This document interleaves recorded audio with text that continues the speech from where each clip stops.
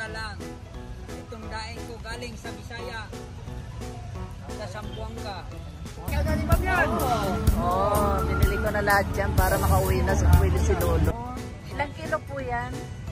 Pierre. Sarap po, malinis. Guys, so bili na ka ng paninda ni Kuya. Sarap naman yan. Ayan, naglalagay si Kuya ng pako dyan sa punong kahoy para hindi kainin ng pusa. Ayan. Para hindi daw maabot ng pusa, sinabit sa punong kahoy. Ayan, ang galing ni Kuya Loloy.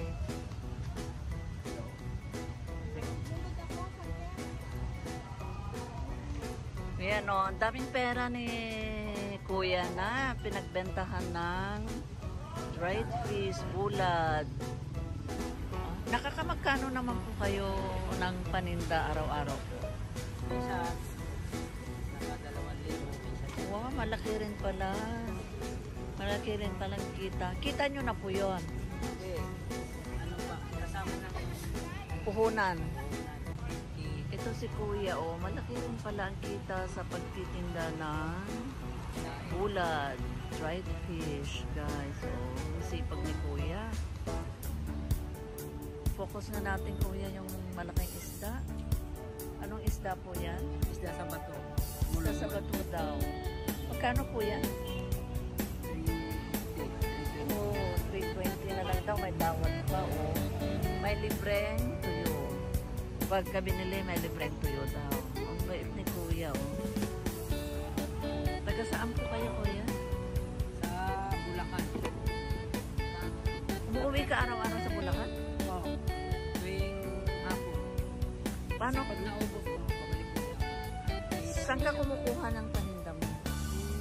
Galing galing Pierre. Galing Pierre. Saan po kayo sa Bulacan? Sa Pantiao.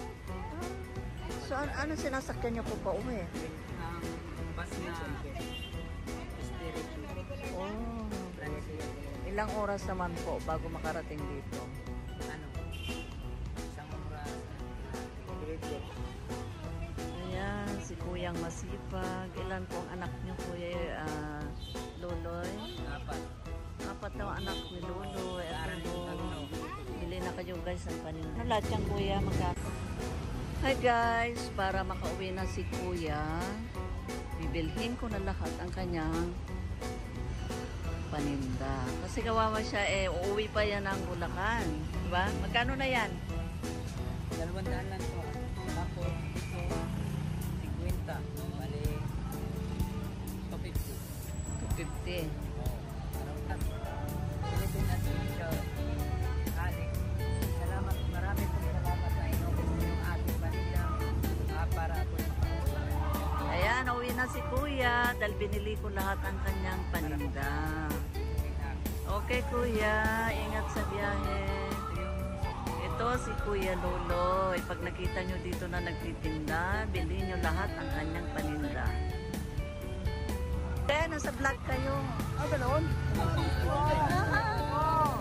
Hello. Ikaw!